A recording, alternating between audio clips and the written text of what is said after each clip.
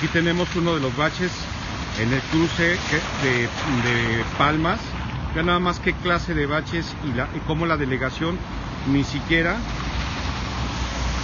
los pela. Y esto tiene más de 10 años estando así.